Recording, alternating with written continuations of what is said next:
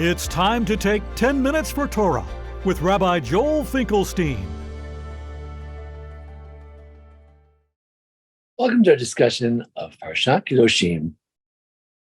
She's his. We look in Parshat Kedoshim. We know that Rov Gufei Torah Tzluyimba. We know that much of the important principles, many of the important principles in the Torah are found in Parshat Kedoshim.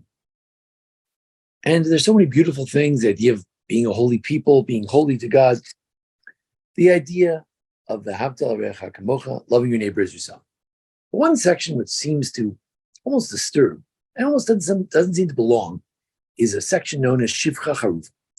Shivcha Charufa, it's hard to translate, we're not sure, meaning, different debates about the meaning. It's either a woman who is a slave woman who was attached, perhaps she's engaged to someone, and someone else sleeps with her. We'll get to the exact details. And the question is, what is this doing here? There is a whole section both in Kedoshim at the end and the previous section of Achrimot that deals with illicit relations. So if this is some form of illicit relationship, it should be over there. Furthermore, we're going to see that in Mishnah and Kritu, it says that this case of this woman who is betrothed and she's some sort of slave woman, this woman, the case is so different from all other sins. Why is it an asham? Why sometimes the punishment for the husband, for the male offender and the woman offender is different. So many different things. Why? What is this all about? And why is it significant enough to be included in Parshat Kedoshim, which is about major principles in the Torah? I'd like to suggest that the various scenarios that have been suggested as to what the sin is of this betrothed slave woman, whatever the sin may be, it boils down to three different concepts, ideas, values that are important and important enough to be mentioned in this important Parshat Kedoshim. We have theory number one. Theory number one, we will say that the idea is that this speaks about unusual cases and also of doubtful cases. Rabbi Akiva says it's a story of a woman who's a Shivcha and Chetze ben Chor. She was owned by two masters, two owners. One decided to redeem her, and the other one did not. So she's been half freed, but half not freed. Perhaps he gave her a document, and the other one says, "Oh, my part, I'm not freeing you." So she's stuck in this middle point. And then either an Israelite or perhaps a Hebrew slave sleeps with her, and he has now violated perhaps sleeping with a shivcha. He's a regular Jew, and he's with a woman who is not a proper a Jew. She is on the way to becoming a Jew. She is a slave woman that has a status of partially Jewish. Rabbi Ishmael says, no, it's talking about a Shivcha Kananis, a woman who herself is a slave, she's part Jewish, and she's married either to a Jewish slave or even maybe to a non-Jewish slave. In which case, this is not a Jewish case. It's not two people. She's half Jewish, and the husband is a Gentile, but nonetheless, she is linked to this man, and therefore no one else should be sleeping with her. Third possibility is that we go back to Mishpatim. Man, unfortunately, sold his daughter into slavery. Maybe he couldn't afford to raise her. So, but there are rules to it. He has to either marry her or give her off in marriage to someone else. So the Hamikdavar says he married her off to someone else, but he didn't actually fulfill the marriage he intended to give her to someone else. In the meantime, a third party sleeps with her, and that's the violation. These scenarios suggest one of two things. The idea of the murky. If this Parshat Kedoshim is telling us anything, it's telling us, number one, that there are laws beyond the law. Aside from the prohibition of adultery per se, there's also a prohibition of things that are akin to adultery. cases where it's not clear what category she fits in.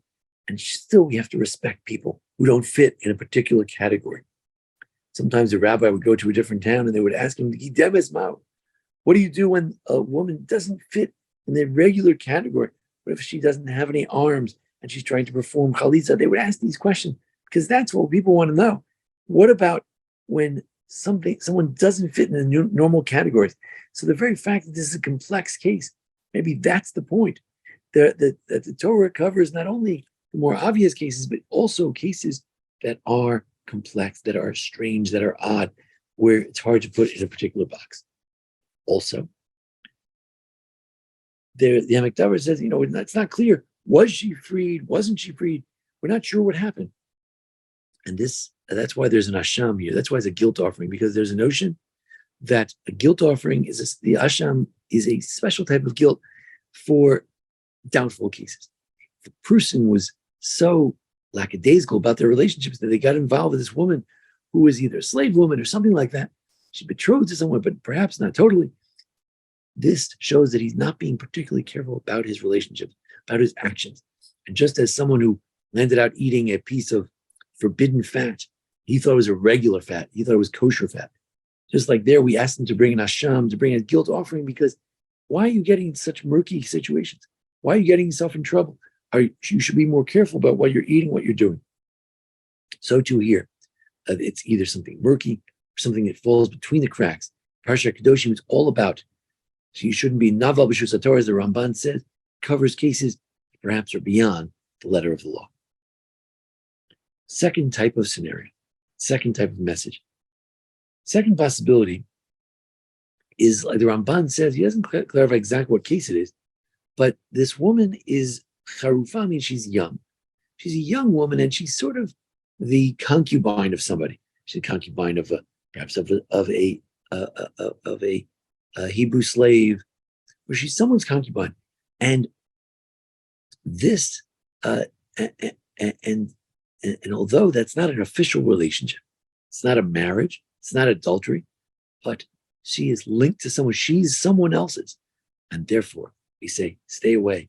She's not yours.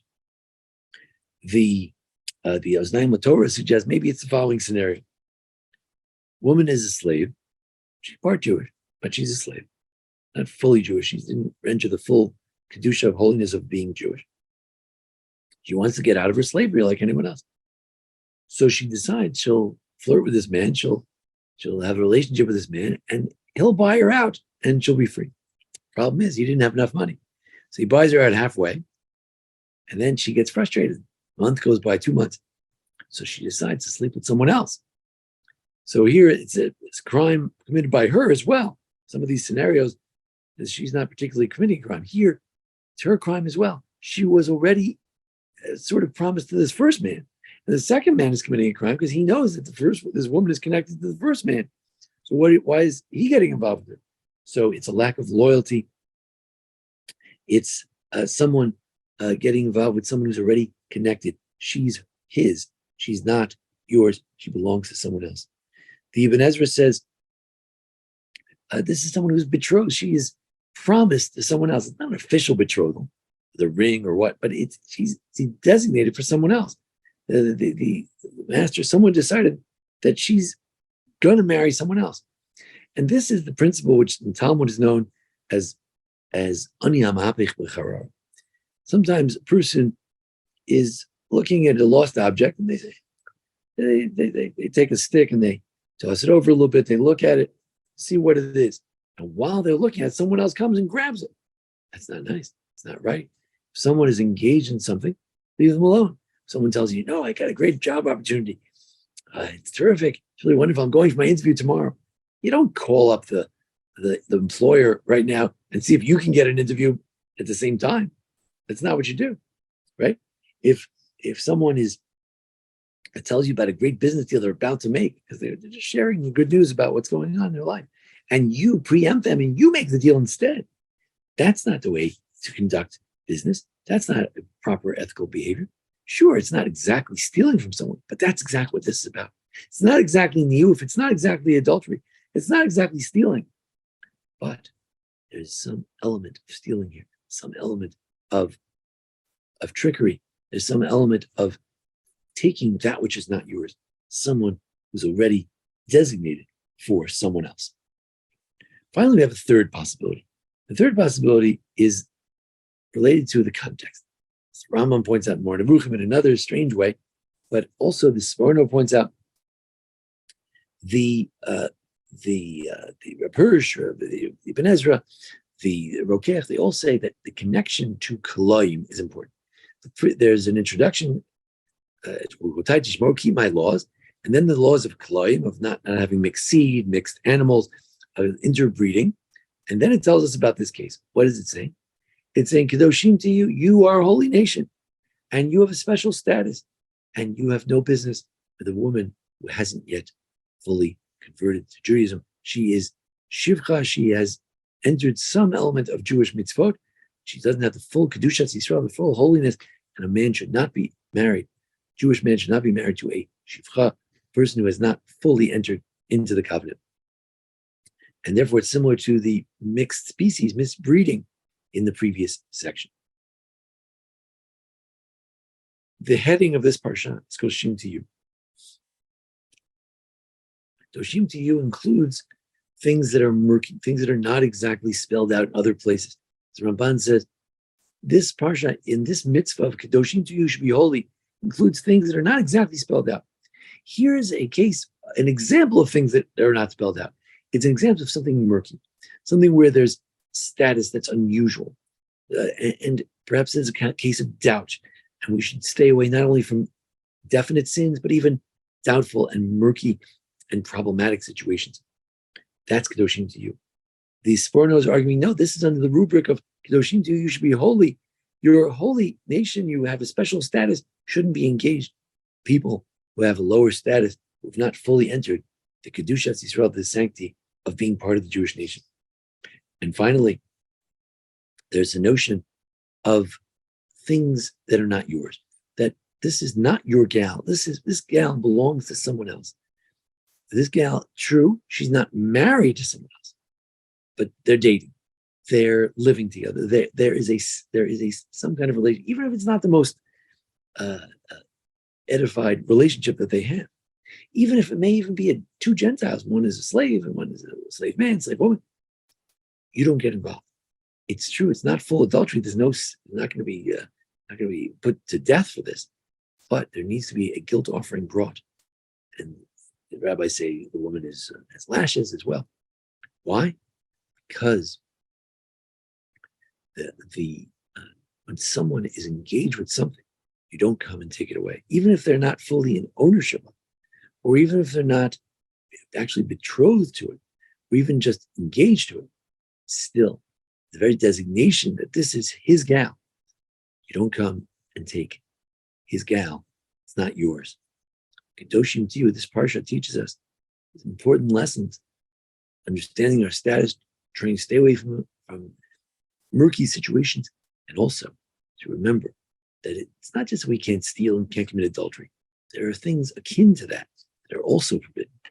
Things where you know that really this person has an interest in that. Don't trespass in places where others already have an interest. It's not your place. You have to respect other people's relationship, even if that relationship is a murky one or a tenuous one. Thank you for joining us here at the Baron Hirsch Congregation for a discussion of the Parsha. Join us each week for a discussion of the Parsha and the holidays. And thanks to Jason Lefkowitz, our producer. And thanks to Andy Woodman for sponsoring, with Trisha Woodman sponsoring these talks. Thank you. This has been 10 Minutes for Torah with Rabbi Joel Finkelstein.